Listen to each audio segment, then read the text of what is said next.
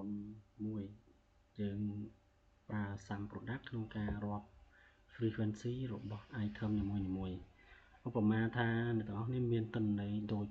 ខាងឆ្វេងដៃនឹងអញ្ចឹងគឺជាទិន្នន័យចេញពី mobile banking survey មួយតបមកគោលបំណងរបស់យើងគឺយើងចង់ដឹងថាតើ mobile banking ណាដែលមានការប្រើប្រាស់ពេញនិយមជាងគេនៅក្នុងតំបន់របស់យើងអញ្ចឹងក្នុងឧទាហរណ៍នេះខ្ញុំបានលើកយកមានធនាគារមួយចំនួននៅស្រុកខ្មែរយើងហ្នឹងហើយទិន្នន័យដែលអ្នកទាំងអស់នេះទទួលបានពីការ survey ហ្នឹងវា store ជាលក្ខណៈ comma មែនថាធនាគារមួយ comma មួយធនាគារមួយ comma មួយមានថា user ម្នាក់គាត់អាចប្រើ mobile banking ច្រើនធនាគារអញ្ចឹងយើងធ្វើម៉េចក្នុងការរាប់ថាតើក្នុងអ្នកដែល survey ទាំង15អ្នកនេះអ្នកណាខ្លះឬក៏ bank មួយណាដែលមានគេប្រើប្រាស់ច្រើនជាងគេអញ្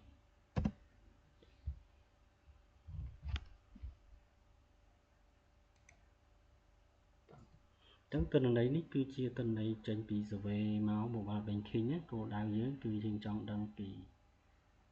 bank ណាដែលមានការប្រើប្រាស់ច្រើនក្នុងចំណោមអ្នកប្រើប្រាស់ទាំងអស់អញ្ចឹងបើអ្នកទាំងអស់គ្នាឃើញប្រភេទ data នេះមានន័យថា user មួយគាត់អាចមាន mobile banking app មួយឬក៏ច្រើនអ្នកខ្លះប្រើ app មួយហើយអ្នកខ្លះទៀតថែម app មួយទៀតទៅចឹងអ្នកខ្លះប្រើតែមួយដែរទេតែពេលដែលយើង survey ទៅវាចេញលក្ខណៈបែបនេះអញ្ចឹងក្នុងការរាប់ frequency ទាំងអស់គ្នាអាចប្រើរូបមន្ត3មាន sum product is number ហើយនិង function search ពួកយើងត្រូវស្វែងរកទិន្នន័យនៅក្នុង array របស់យើងគឺពី cell B6 ដល់ B20 នេះយើងសេមក sum product អញ្ចឹងសញ្ញាដក2ដងបានន័យថាបំលែងវាទៅជាពិតឬក៏អត់ហើយយើងប្រើ is number ដើម្បី check ថាតើអ្វីដែលយើង search នេះយើង search នៅក្នុង D6 ហ្នឹងគឺ search ពីធនាគារ ABA គេឡើងវាយចូលតែម្ដងនេះ D6 អូខេហើយបិទមកនេះបិទវងចោលវិញមកក្នុងតំបន់ដែលយើង search នេះបាទយើងបិទវងចោលមួយហើយបិទមួយទៀតបិទឲ្យអស់មកអញ្ចឹងយើងឃើញថាបើសិនបើប្រស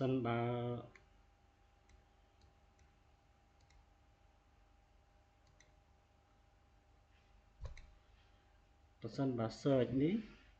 លេខ D6 គឺយើង search រកធនាគារ ABA វិញហ្នឹងនៅក្នុង array ពី B6 មកដល់ B20 ថាតើវាមាន ABA អត់បើមានវាបោះតម្លៃមក true ពិតអញ្ចឹងហើយសញ្ញាដកនេះយើងបំលែងវាទៅជាលេខ10ឬក៏10បើសិនវាពិតវាបោះលេខ1បើសិនវាអត់ពិតទេវាបោះលេខ0អញ្ចឹងបើជួរទី1នេះមានលេខមាន ABA ហ្នឹងគឺវាបោះ1មកហើយពិតហើយក្នុង array ទី2អញ្ចឹងដែរធនាគារទី2បើបោះមកវាមានដែរវាបោះពិតដូចគ្នាតោះមក sum product វានឹងធ្វើការគុណជា array ទី1ទី2ទី3ហ្នឹងកន្លែងណាដែលពិតហ្នឹងគុណហើយវាបូកបញ្ចូលគ្នា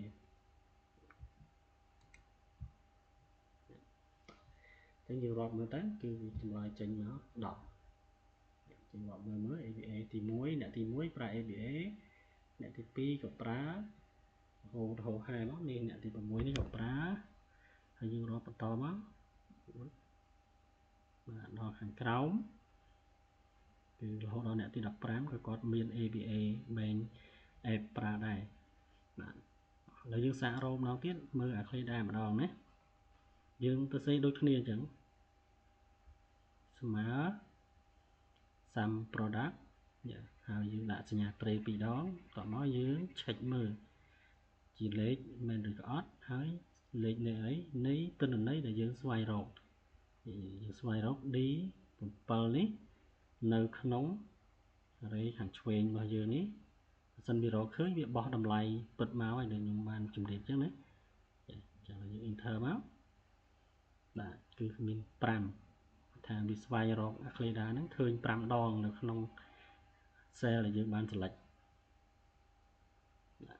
ញ្ចឹងចំពោះភាគរយវិញអ្នកនរគ្រាន់តែចែកចំនួនដែល count ហ្នឹងរកឃើញចែកនឹងអ្នក survey សរុបមក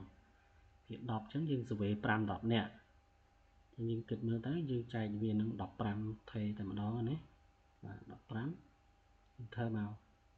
ហើយយើងដាក់ភាគរយចូលទៅអញ្ចឹងយើងអូសចុះមកអញ្ចឹងយើងឃើញចម្លើយថាធនាគារ app មួយណាដែល popular ជាងគេអញ្ចឹងយើងអាចបកស្រាយបន្តិចទៅបាទបកស្រាយថា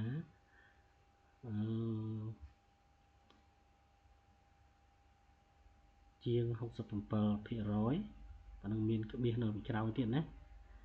និង user គាត់ប្រើប្រាស់ ABA Mobile Bank App អញ្ចឹងឃើញថា Mobile Bank App ABA ហ្នឹងវាមានលក្ខណៈ popular ជាងគេនៅក្នុងចំណោម Bank App ដែលយើងបាន survey ហើយក៏បញ្ជាក់ថាអតិថិជនច្រើនមានគណនីធនាគារនៅ ABA វីដេអូនេះមានប៉ុណ្ណឹងទេអ្នកនរគ្នាហើយជួយ subscribe and comment ផងបើសិនជាមានចម្ងល់អីអាចតាក់ទង link ខាងក្រោមបានអរគុណជួបគ្នានៅវីដេអូក្រោយៗទៀតអរគុណច្រើន